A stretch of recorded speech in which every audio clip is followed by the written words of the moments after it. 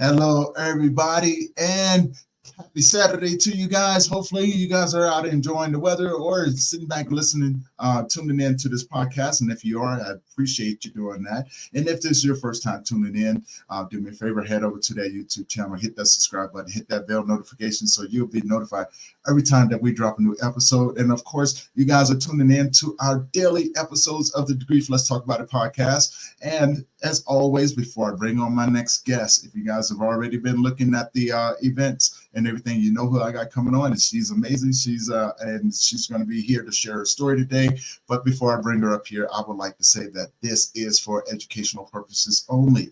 And as we go along, if you have any questions or comments, please put them in the comment section. We'll be sure to address them as we go along. Now, without further ado, help me welcome my next guest, Girisha. How you doing?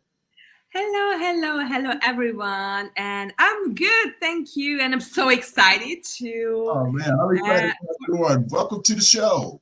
Thank you for your invitation. And I'm looking forward to where we are going in our conversation. Yes. Now, before we get started, tell people who you are, tell people where you're from, and tell people about the work that you do. Yeah, sure. Thank you. I'm from Hungary. And I'm an economist, so I have 3 diplomas in economic. And on my journey, I realized that there is something more than the numbers and also the project management and so on. And of course, I realized on my just a short story that. When I was 30, exactly 20 years ago, I was working in the EU accession of Hungary, and I was really successful in my career and also in my professional journey. But this was on my focus, and everything else was kind of like, how can I say that? It was like nothing in my life. And I started to realize that I was a ghost in my life. And my life was not about me. It just kind of like working and deadlines and expectations and responsibility.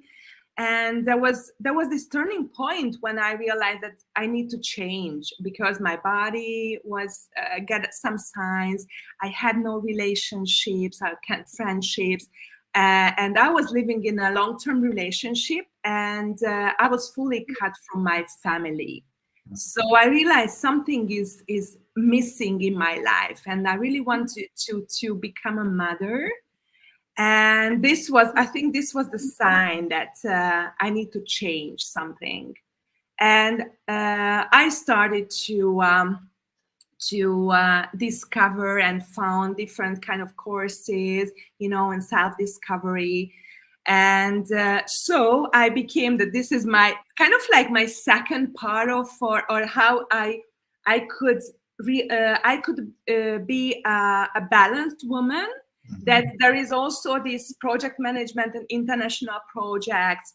And besides of this, I'm helping women, men, and couples to be more confident in their pleasure, in their orgasm, while they are healing their traumas, their abusive relationships, and also unresolved grief. And then this will be our the focus on our conversation today.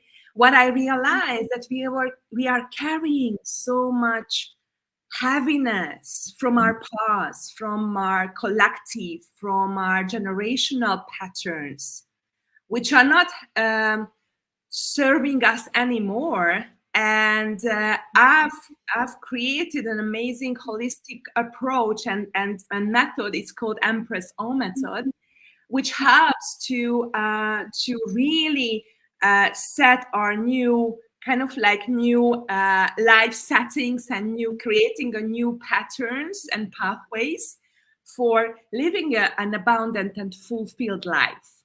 Yes.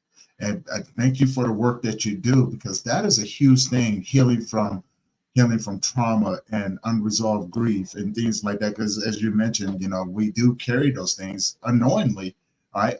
Especially if we don't address them. Now, I want to ask this question. You have your own journey of realizing that, right? Would you mind sharing your journey with us?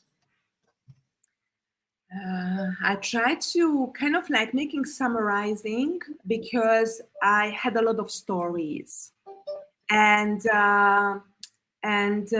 maybe just the mainstream of my journey, that I grew up in with an abusive father and a martyr mother. And later on my healing journey, I realized that my younger brother is much more abusive than my father was, and much more had much more effect on my personality and my mainly my coping mechanism, that how I could handle the abuse. And a few years ago, I was invited to a podcast series where there were more guests, and it was about abuse. And beforehand, we needed to fulfill a table that what kind of abuses in which kind of relationships we experienced. And I was shocked. Then I had to put X in each of the cells. Wow. So most probably that's why I could have an empathy and also compassion with so many cases, because I realized and I experienced I don't know how many different kind of situations, and mainly, that when I realized and when I experienced the abuse, then and then in the previous conversation we were talking about how we are coping with this, Right. And what I realized on my healing journey and working with my clients, then the most common is fight or flight. So this is what we heard the most. Right. But when we were babies, or even before we were born, then we couldn't fight, even we couldn't run away. What we've done, we just froze. And then recently on my healing journey, kind of like a few weeks ago, I realized that, okay, I was frozen with my body. I couldn't react. So I'm sure that most probably our listeners or watchers could recall some memories when, that you wanted to, as an adult, you wanted to react on a different way, but you were frozen and you didn't know what to do and how it came. And or later, I had to say this or that, I had to react on this or this way. But at that moment, we were just frozen. And in this case, when that the abuse or the trauma came to my field, then I was frozen physically and also with verbally. And my new experiment is like how we could get out of it. Somehow we need some kind of like action. But in this case, the action could come from some anger, from some kind of like powerful emotion. And then also when I'm frozen, this emotion is also frozen. So therefore we need time to connect with the emotion, because our body is frozen. And then if you are going to a kind of like cold weather, then you can remember that, or when it's really, really cold and you are like this, and then you are closing your body, and then you feel some kind of like not so comfortable tingling when you started to kind of like melting or started to kind of like heating up. And so this is exactly what happened with us when we realized that, for example, my father was shouting with me, or kind of like judging me or criticizing me. And I was scared from him. And then, for example, later when I heard someone shouting me, I was reacting on the same way. Because at the first moment or first occasion, this was my coping mechanism, that I was frozen. Because if I start to cry, or, I'm sure that I experienced it, if I started to cry or started to say that you are not right because this and this happened, then he started to be more angry. So therefore, what I learned, that it's better to be silent, be frozen, because anyway I got the punishment, but this would be less than if I'm reacting on different ways. So as I realized several times, so this kind of like a software, in a computer, it's like so many times it was used, and therefore I got used to it.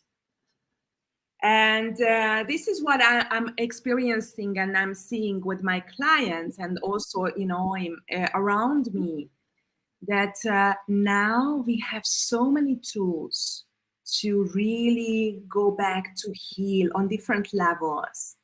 And why the holistic approach is really needed. So we can go different, helpers, but the holistic way is really needed, because all level, as I just mentioned, the physical, the voice, and also the emotion. Right. And also mentally, we need to rewrite this, because our kind of like higher self, or however we are calling, our higher self wants us to really be happy, be fulfilled, be, experience the most what we can in this lifetime. And we are receiving all these situations, relationships to be healed. And then now, if there is an argument or a different approach, or I start to realize the same reactions in my body, then I look at this, that this is a new opportunity to heal, because something in a next level wants to be healed and ready to be healed. Yes, that's very, very true. And just listening, I was just thinking about how common it is across the board, right? And then that took me back to a place where I was younger, and the trauma that came along with that, the situations that had arise, that later on I realized, the same thing, that response, that reaction that I had. Although I was a little bit different, I didn't have any flight in me, and I didn't freeze, but my go-to reaction was anger, right? I have to defend myself. Then I realized, looking back on my life and in various situations, how many times I reacted in that same way towards other people that I felt was trying to hurt me. So I realized that it was a self-defense mechanism. I have to protect myself, right? Because we don't develop our safety until we begin the healing.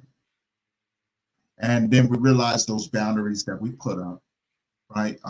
Some of them are, well, I would say, I'm not going to say some of them. Majority of the boundaries we put up are very, very unnecessary, but it serves us to a certain degree, I would like to say. I want to get your thoughts on that. Yeah, it came into my mind, the defense, what you just mentioned. I defended myself also with being silent, not to move. And if I'm just thinking about later, in different situations when I felt that someone is more confident or more powerful, so I saw that person, even it was true or not, but in my eyes, this person was more charismatic, confident or more powerful, Mm-hmm. then I felt that if I'm saying something, it doesn't matter, or I cannot defend myself. And most of the time, I also had some problems here, physically Mm-hmm. as Yeah, well, yeah. with my throat. So I think that this is what we learned. And then also what you said, that the anger brought you to, that you need to defend yourself, but you felt that you could have some access with your to your anger. Mm-hmm. But me, earlier, I couldn't. And so this was a froze. And then the other, what I realized, and maybe you just remember, or this created for yourself a little bit later, or this is what you learned from your ancestors, from your family, that Mm-hmm. that from the anger. And of course later, when I had so many frozen situations, and also I froze my anger, my emotion. And there were situations when I suppressed it, and then there was a time when it was like a volcano. And this was also not good, not comfortable for me, because I was shocked at how it came. I had no clue. And then, of course, there was not in a good reaction in different situations. And because I was projecting on someone all of this suppressed anger. And also I learned that I have the right to express the real-time emotions. So if I'm touched right now, and then some tears are coming to my eyes, I'm not suppressing anymore, because this is my real-time valid reaction. And I can choose whether I'm going back to my old pattern, or I'm choosing that, this is me at this moment. This is my real me. I'm not my old version anymore. Mm. I want to touch on that a little bit, because I don't think people realize that you have different versions of yourselves. We get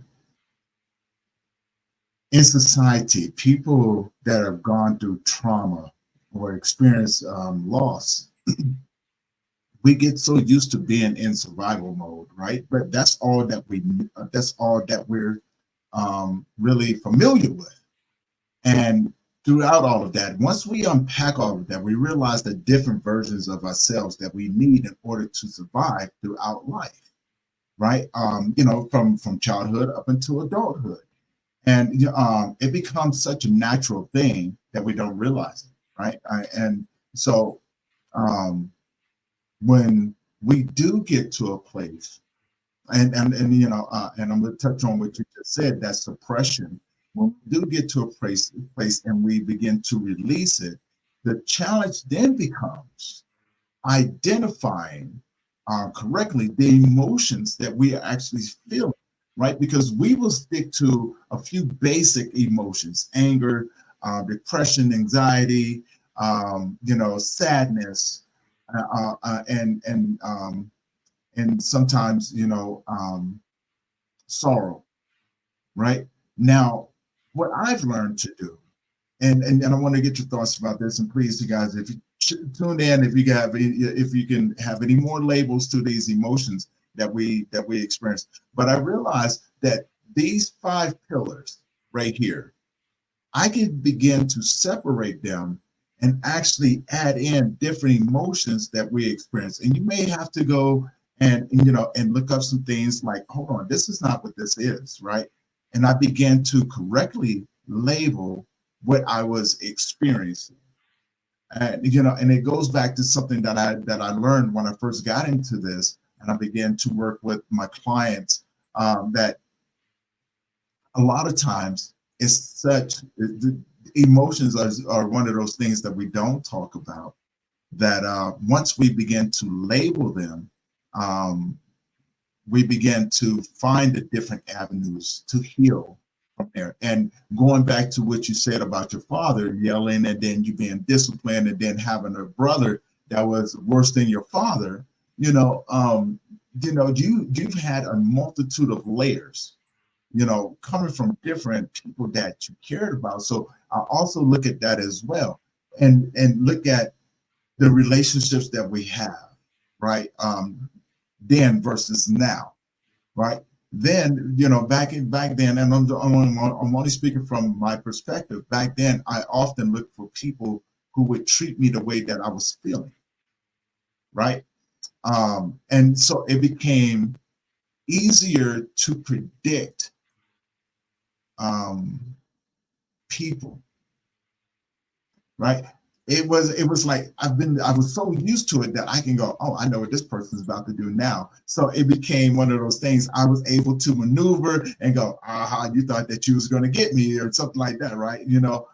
But in all actuality, when I look back on it now, the trauma response from it, and setting myself up in situations to where it did become predictable, right? I could predict the next moves.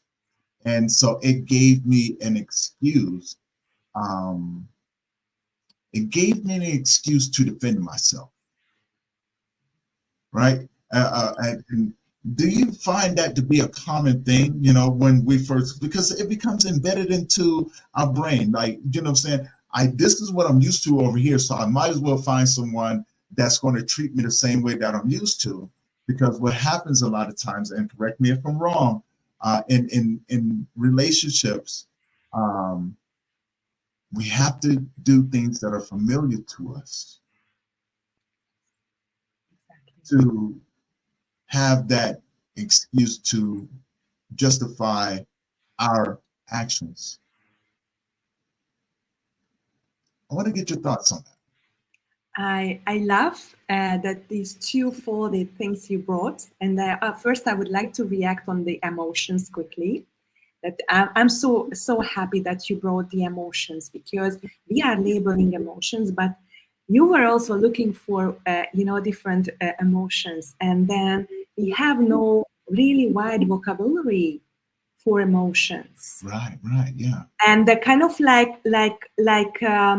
I usually play with it, because as we suppress also the emotions, we can have the main emotions, positive and negative emotions. Mm-hmm. But there are so many in between, and we don't have also vocabulary to express it, what's happening inside of us.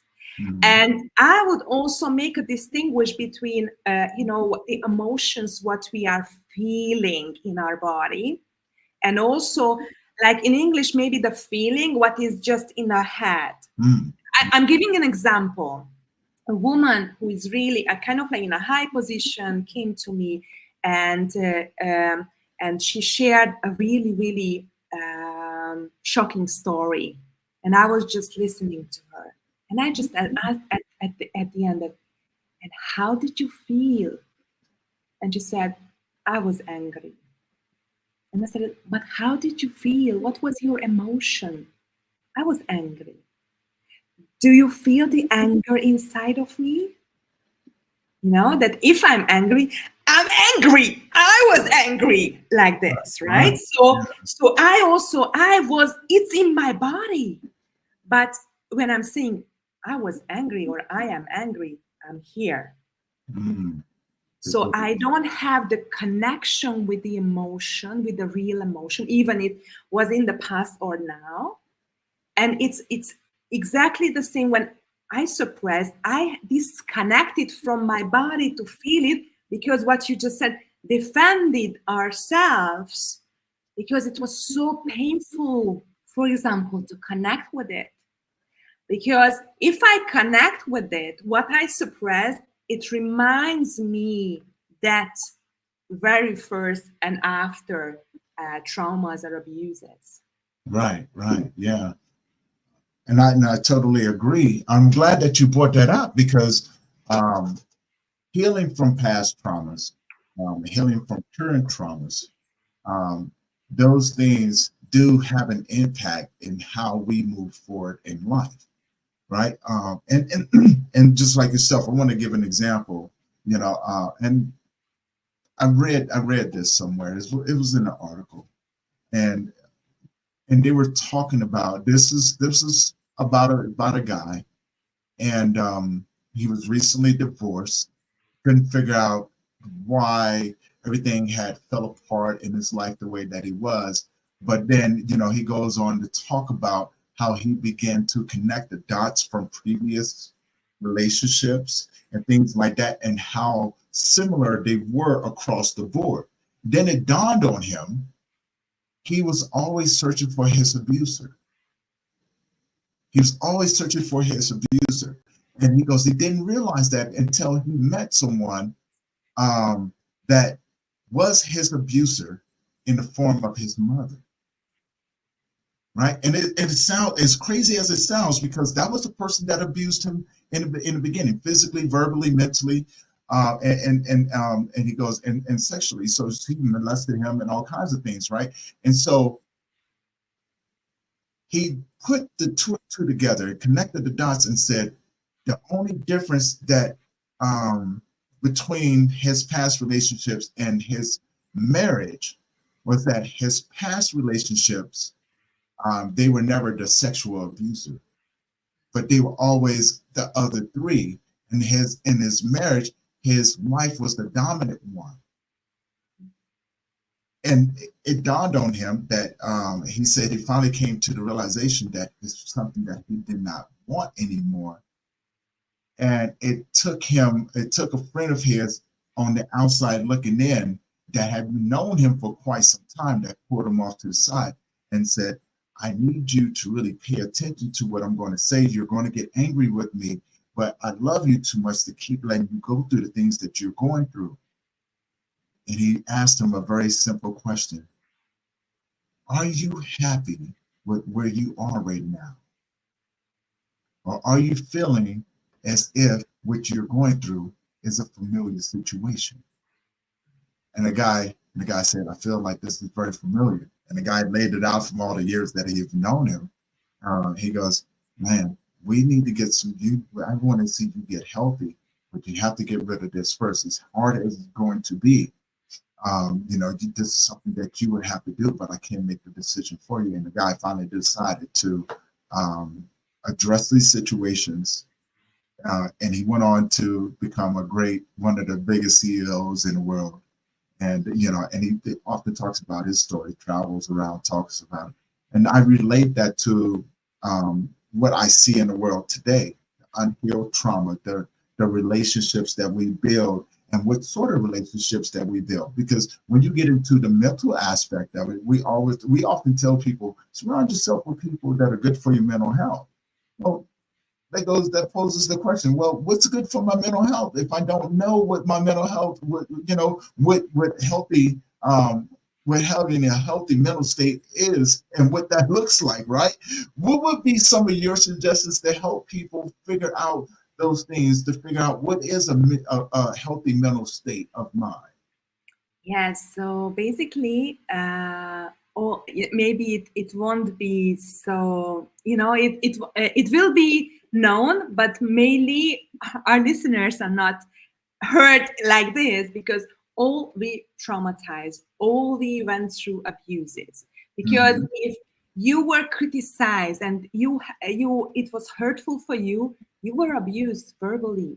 So basically, all we hurt somehow, we have wounds, especially from our mothers and fathers. And then, there are positive and negative characteristics and behaviors from both of our biological parents, first sight. And then if there are any other caretakers, especially in our first 7 years, then we need to also kind of like look at how they were behaving, because this is what we've learned. This is like a sponge. We took it. And on this pattern, we were choosing our friends, our relationships, our colleagues, are any kind of any level of relationships, and all our relationships wanna teach us to heal our traumas, our abuses, our wounds.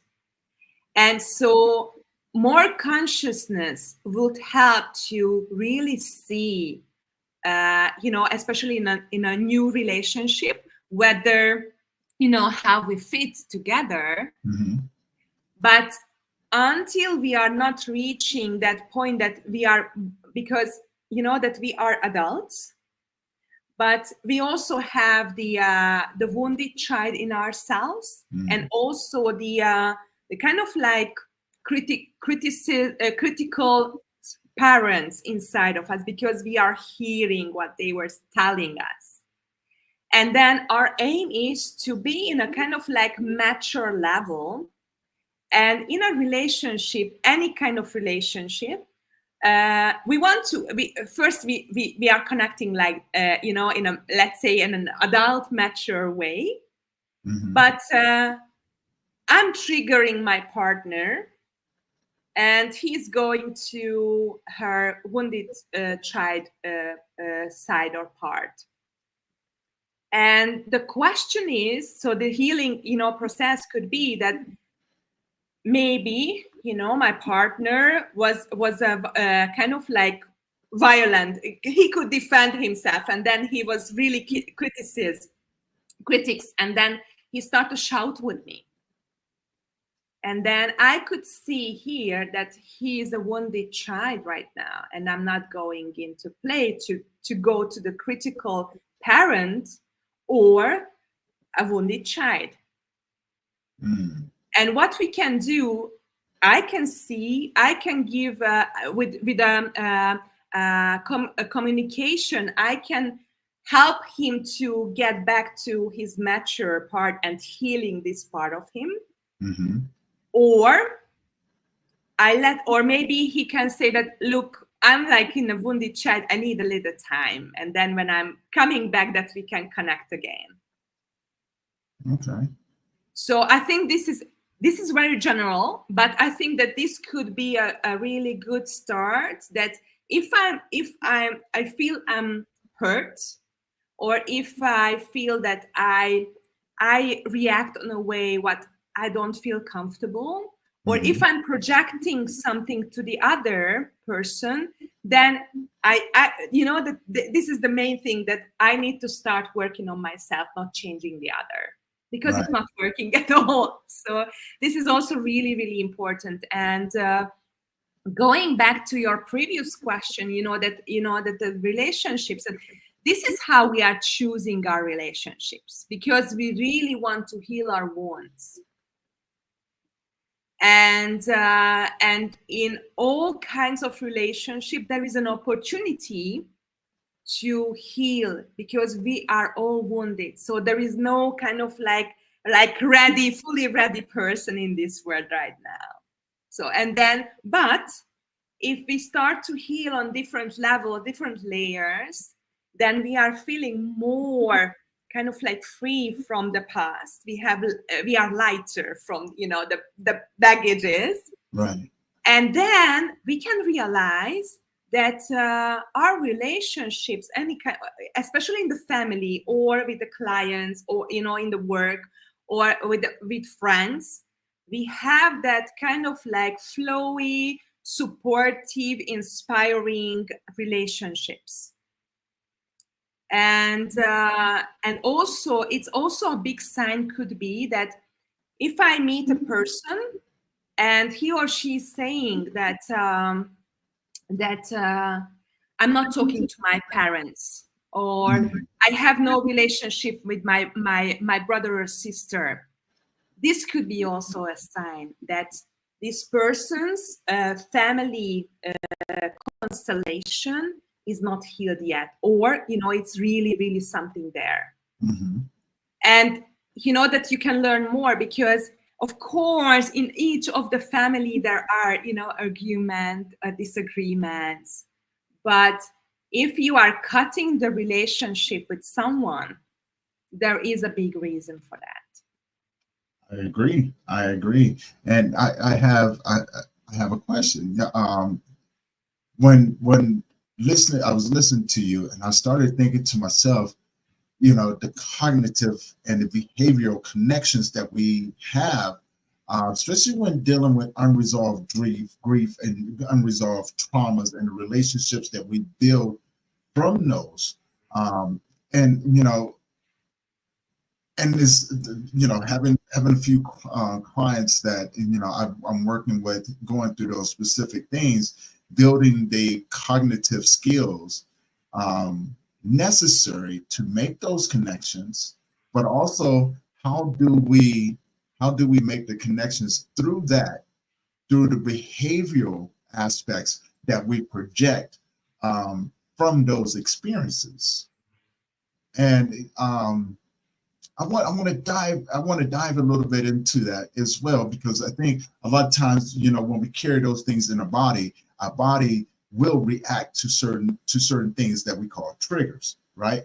And which can spark the disconnect between the behavioral and the cognitive thinking that goes in order to form a more rational response to our emotions. I want to get your thoughts on that. Yes, so if I'm hearing you well, that there is that how we are reacting physically and emotionally, and Mhm. also cognitively, and then we are kind of like finding the excuse why we are choosing this or that. Right, Yeah. yes. Okay. So because more we are stuck in our mind, and then these trauma responses are in our mind, stuck in our mind, and then Mhm. our mind is reflecting on our body, and the kind of like the direction is coming from the mind, and through the healing, the holistic healing work, and through especially through the body memories, then we can start to liberate this stuck, and then that this closed and mind reactions, and we could have much more and wider reactions to the let's say similar situations. Or if we learned it, then most probably we don't have similar situations anymore. Yeah.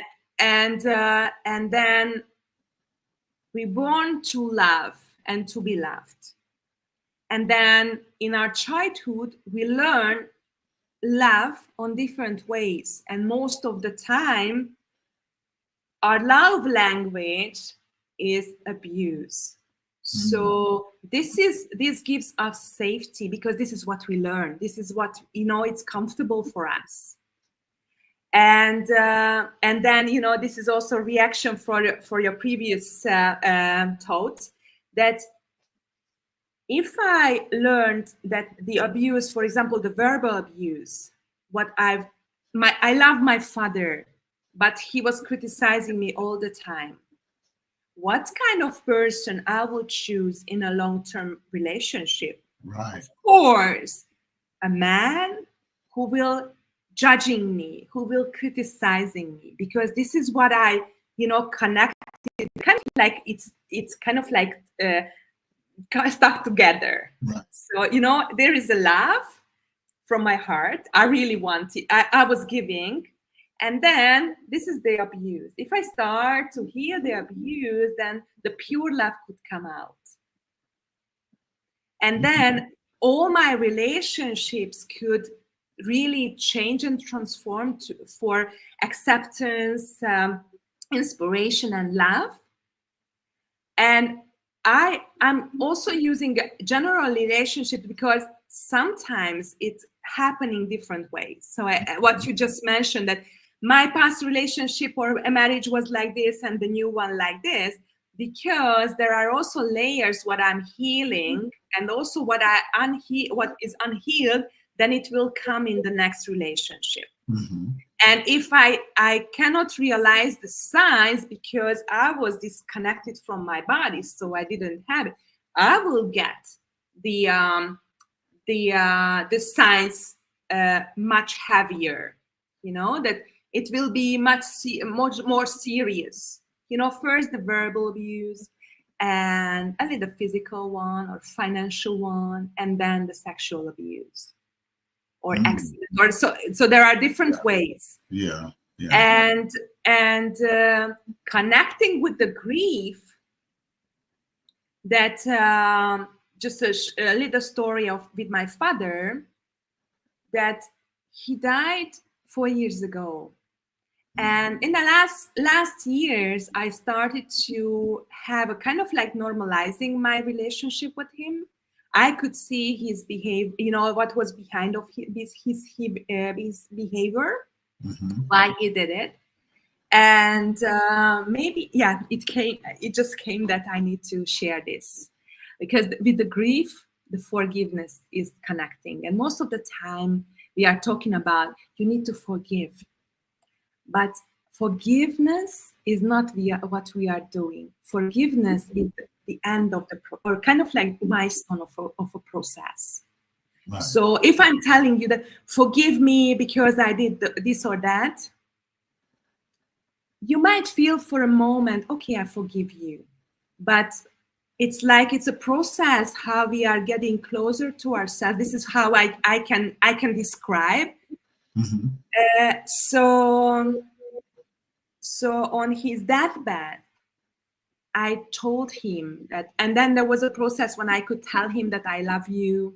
So I was doing a really, really kind of like 15 years of healing process. And then on the way, I also realized that it was much more. And also I put the serious one in a black box. So when it came out, like Pandora, it was really, really shocking. But, I was doing my healing work. And then when I was doing something, it immediately affected on him, physically, emotionally. And our relationship started to change. And even his basic behavior remained the same, but it didn't touch me anymore. I was not his target anymore, because I was doing my healing work. So on his deathbed, I told him that I forgive him, and I just let him go in peace. Yeah. And I remember he was in a hospital, and I was in Budapest, and he was in my hometown, and I remember I woke up in the morning with this insight, and it was like an aha moment when, oh my goodness, he was doing all this abuse, all kinds of abuse with me. Because in our contract, as you know, that as a child is choosing their parents, then I realized that why he was doing with me, because I asked him to do this in order that I can step into my path to help others, right, healing their traumas, healing their sexual abuse, and stepping into their own journey of full and free expression of sexuality. And women who are dealing with different kind of feminine organ problems, that they could be also healed. And also, I have women, my clients from over 60, and even I was working with my mom, and then when I heard from a woman over 60, I don't want to be died without experiencing an orgasm. So, and these moments brought me that, oh my goodness, my father did all of this with me. Otherwise, I wouldn't be here right now. Right.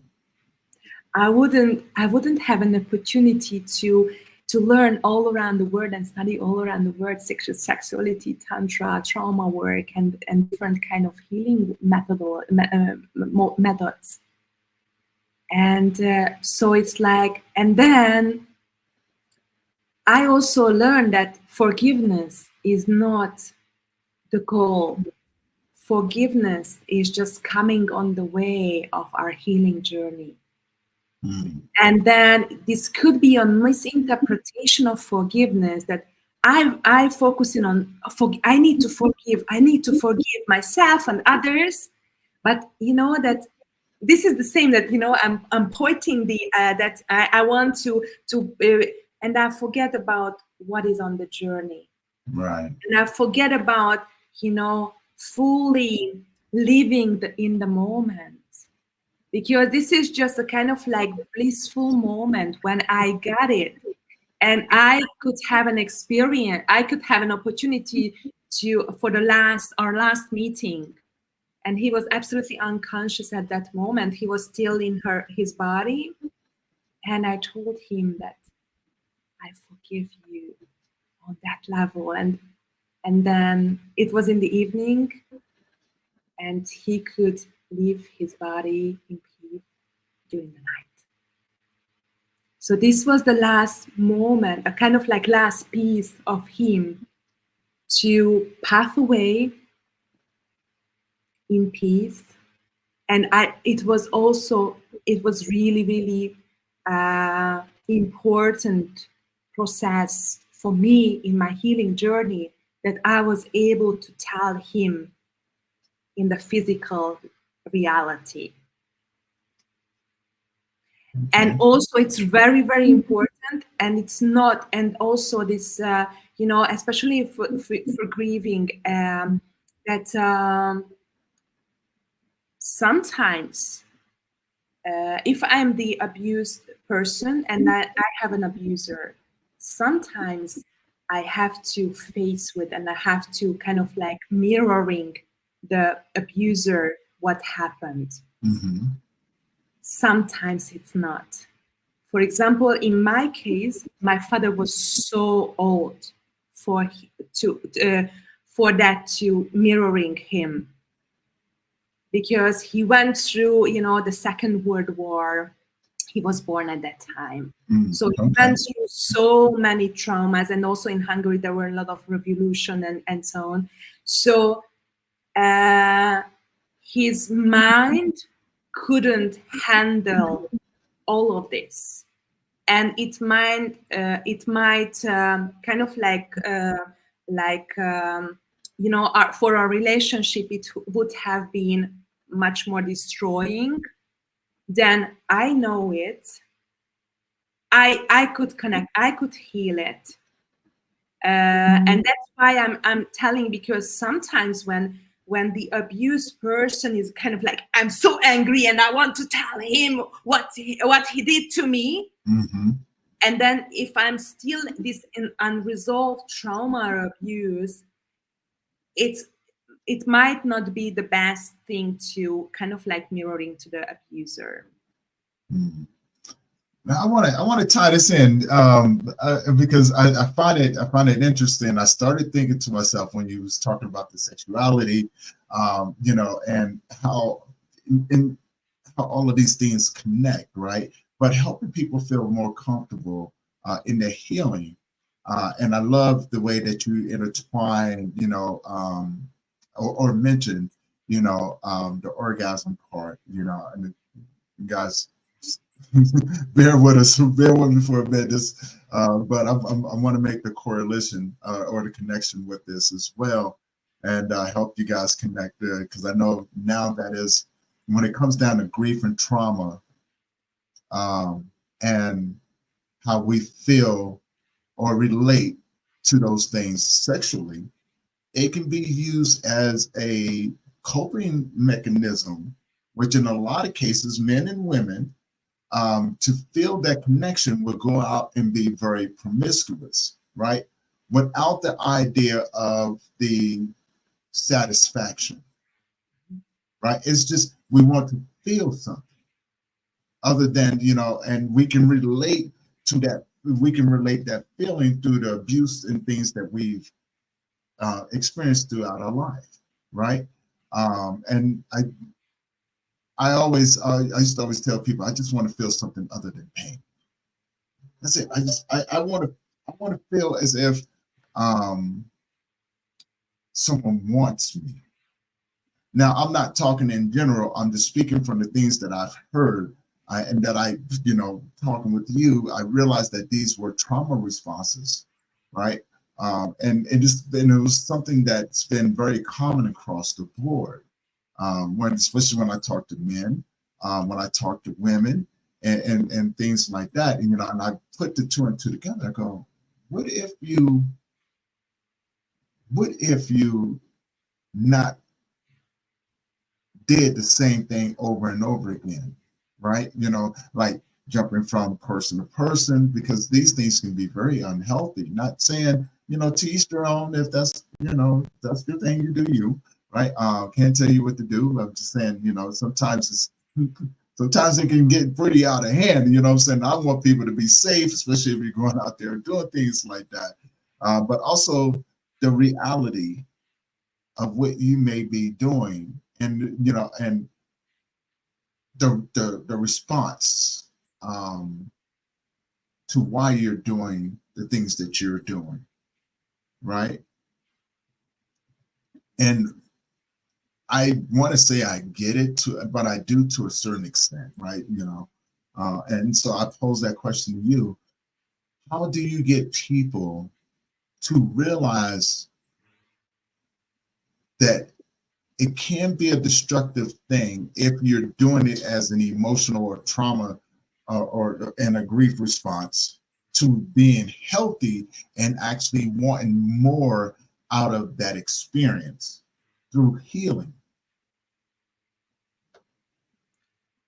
You mean sexual relation or sexually? Yes. Yeah. Okay. So I love this question and try to make share the essence of it. So if there is any kind of sexual, let's say, disharmony, I'm saying like this disharmony, then we don't need to experience sexual abuse on a way what we think that sexual abuse means. It could be also for both men and women that in an intimate moment I got a verbal abuse. It could affect on how I'm reacting in my body. I can have also this fully disconnecting feeling. And so I think this is really important to distinguish that if there is no sexual abuse, then there is a problem with me. So it could be a different other thing which could affect how I can relate to my sexuality, how I can be in an intimate connection with myself first and with a partner. And I also have so many times this question that, I don't feel anything. Is there any problem with me? Or I'm in this kind of like statistical percentage that something is not working for me. And then basically we are healthy. And all of us are capable to experience pleasure, orgasm in their body in different ways, and then so beautiful ones and very different ones. But the reason why we are feeling that we are not experiencing or something is missing, this is the reason that we are disconnected. We are stuck in our mind. And we are disconnected from our body. And if you are just remember, kind of like, or also I'm just asking our watchers or listeners that whether you can recall a memory when you were you were really passionate and excited, and then there something happened, and maybe you don't remember what, but you just realize that you are thinking, oh my gosh, I'm really, really close, but I'm here in my mind and I couldn't connect with my body. Or maybe I'm thinking about, whether we are in a safe place and nobody is opened the door, or that, or oh my gosh, what is the time, because I need to go here and there. So several times we are stuck in our mind, and therefore we don't feel it's happening in our body. Mm-hmm. Our organs are working. Let's say, we are supposing that our organs are working properly, but as I stuck in my head, in my thoughts, in my fears, in my projections, oh my gosh, last time it didn't work, and this time what will happen this time? Mm-hmm. Or, oh my gosh, I haven't been with a partner for a long time, I don't know what will be my performance, right? Or my previous partner did this, whether my new partner would do this. So kind of like different kind of questions and thoughts and worries and doubts are disconnected from my body. And it's happening, but my focus is in my mind, in my thoughts. Therefore, I miss that moment. I miss the process. And this is also a defense mechanism from something. And therefore, our body is amazing, because our body memory kind of like covers everything and remembers everything. Mm-hmm. So from the body memory, we can have the recall, and then doing the release work. Okay. Okay. That makes perfect sense. And I love the way that you touch on it, because that goes back to living within our head, and it's something that I learned a long time ago, and I often tell people this as well. And when they begin to make the connection, right, it's a beautiful thing, because I watch them and go, oh, yeah, we grieve in our head, right? Everything that we've experienced, and that comes from just the memories of the trauma and the losses they experienced, the human experience that we're having for each individual. We would carry this up here, and I agree with what you said. It's hard for the body to make the connection, and vice versa, to realize what's going on, and it can be a very challenging thing when you don't understand the control that it has living up here, right? Because your mind would tell you certain things and your body would tell you something different. But I think, I want to get your thoughts. I think where the conflict comes is because as it's trying to make that connection, it's struggling. Is really struggling to make that connection, for the simple fact of we're used to the abuse on our body. We're so used to the abuse on our body, that we're willing to take the abuse on the body, because up here I can escape, right? I can go wherever I want to up here, right? And I can let you have my body, whatever, right? But that's just me. That's just my thoughts on it, and things like that. And I could be right, I could be wrong. Like I said, when it comes down to grief and things like that, there's no right or wrong answers to it. You have to do grief the way that you need to do.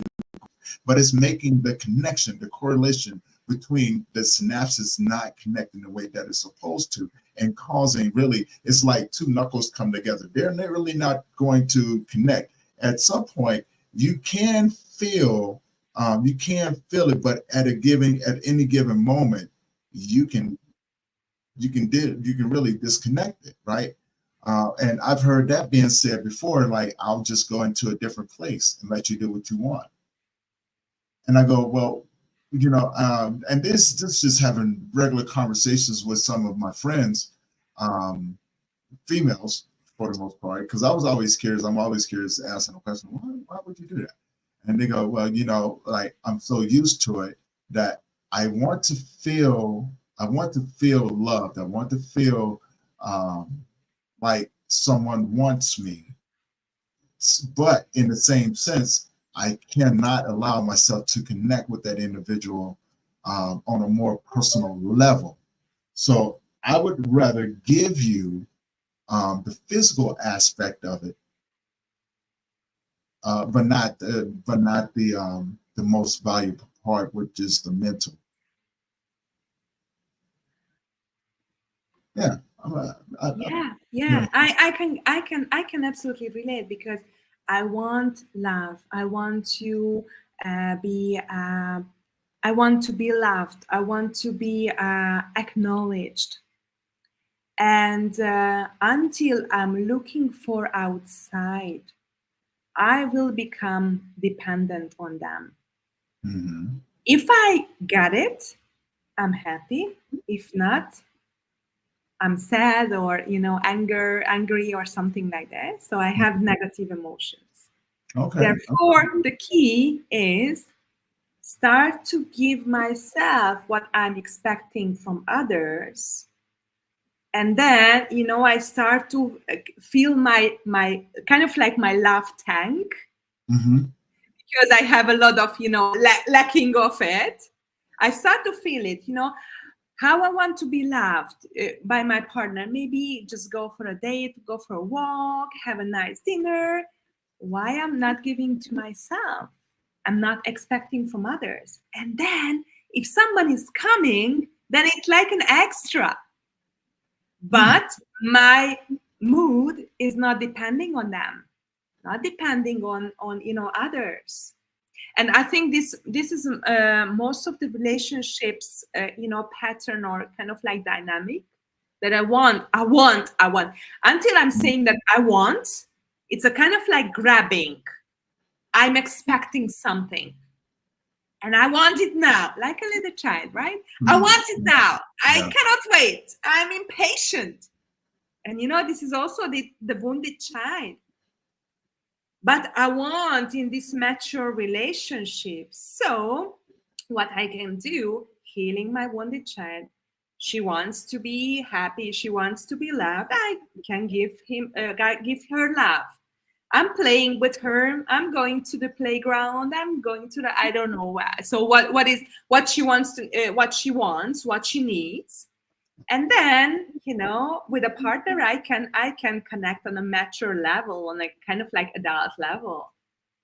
And also on the and also related to also the grief and also intimacy, it's like when I can fully open and connecting with that that she wants to be loved, but she is scared to open up, right? Mm-hmm. Yeah.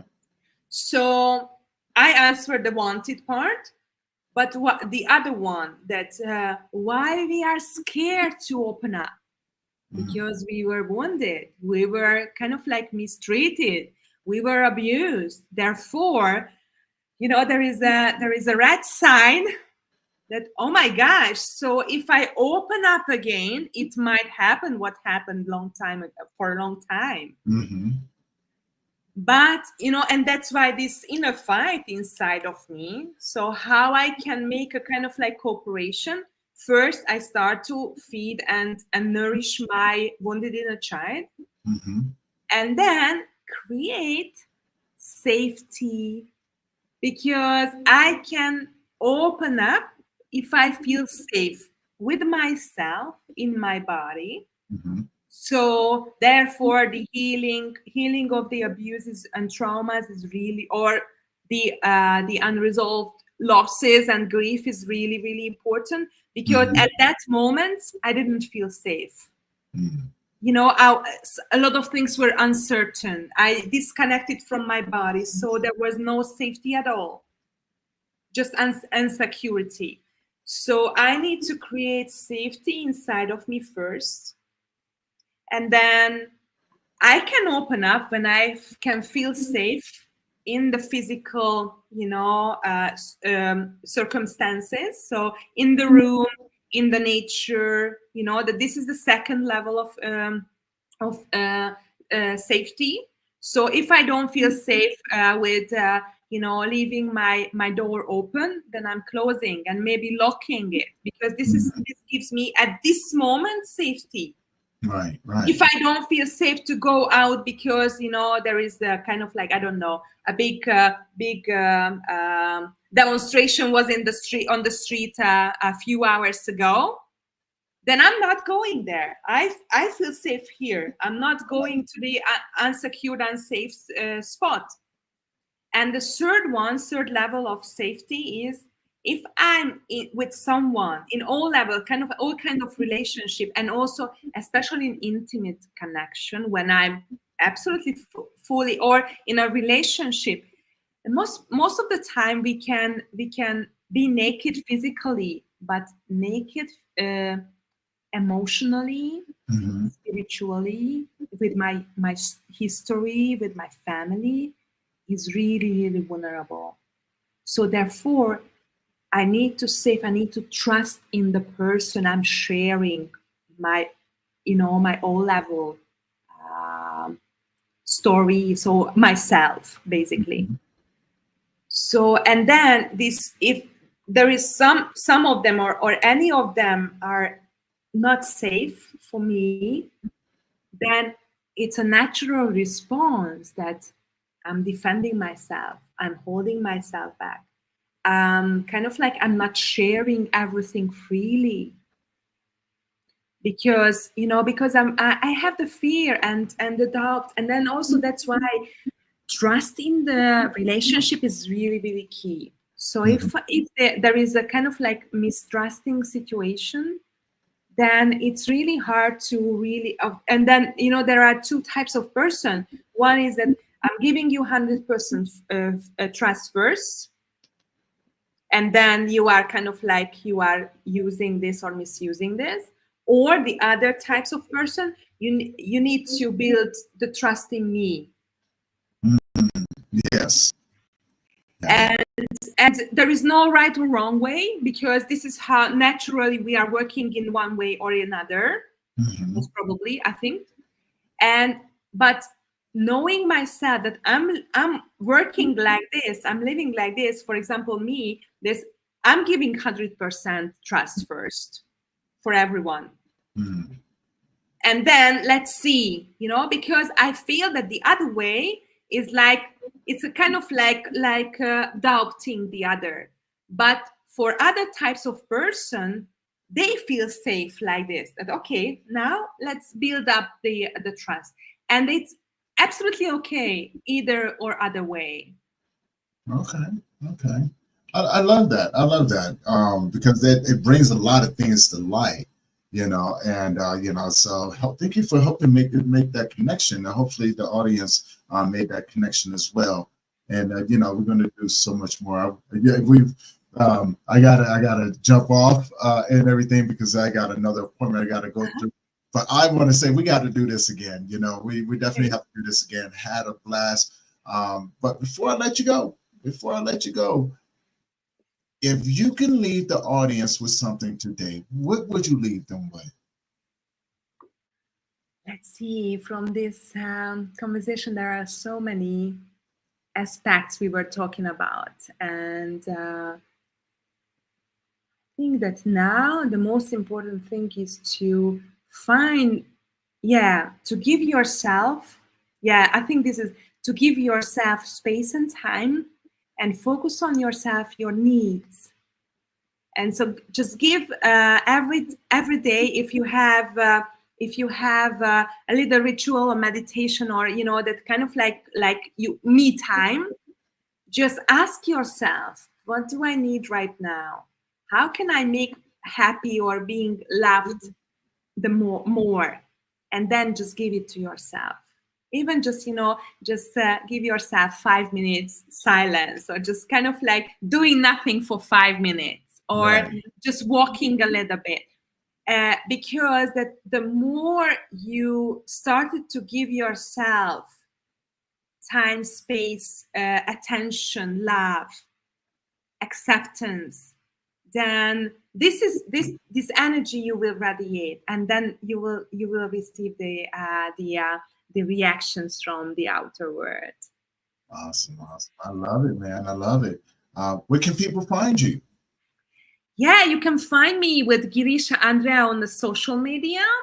and the Empress-O.online as my website. And yeah, so you can find me Facebook, Instagram, TikTok, LinkedIn, YouTube.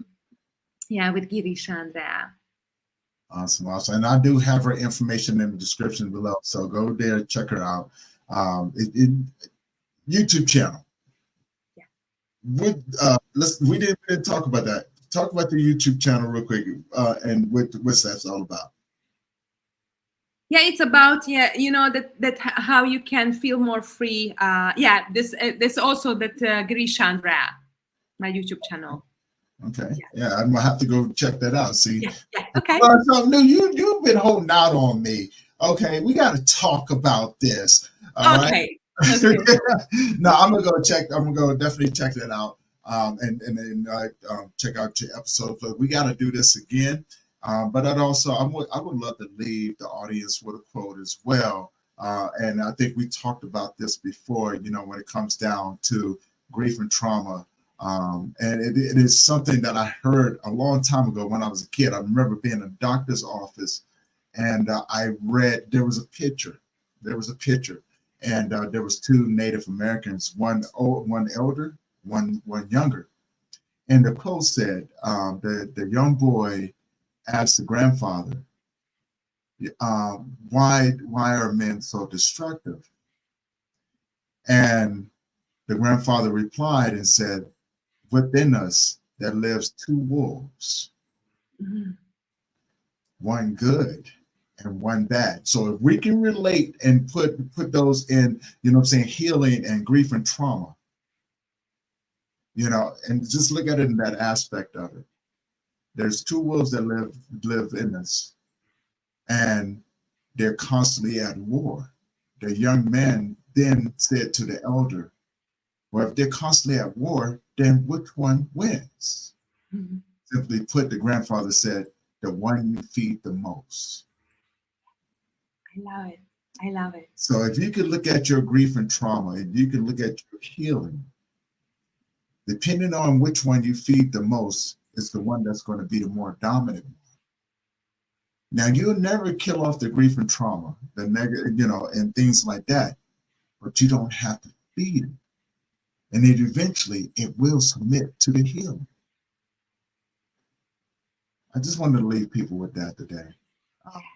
With that being said, thank you for being on the show today. Such an amazing conversation. And again, I would love to do this again. And for everyone who's been tuning in, if you missed the episode, please go back and check it out on the YouTube channel. It is down below. If you do feel it in yourself, hit that subscribe button, hit that bell notification, and if you think that anyone that can benefit from the conversation that we have, do me a favor, share this with them. This helps us get that information out there to more people, and to help them find resources. But also, we want to make sure that people know that they're not alone in this journey of grief and loss and trauma. There are other people, and these people that come on the show to share their stories are sharing it from a place of experience. Please reach out to them. Find help that you need. Get the support that you deserve, and let us help you get on the path of healing, and to help you get to a better place. That way, when you get to that place, you can reach back and help someone else that'll be in need. And again, I want to thank my guest for being on today and opening up and talking about her journey and everything else. This is going to conclude this episode of the Grief Let's Talk About It podcast. You know how we do it. We're going to see you guys in the next one. We do these things daily, so you guys stay tuned. And you guys enjoy your day. Make smiles, and don't forget to tell the people that you love them. Thank you. It's going to conclude that. You guys have a great one. Peace.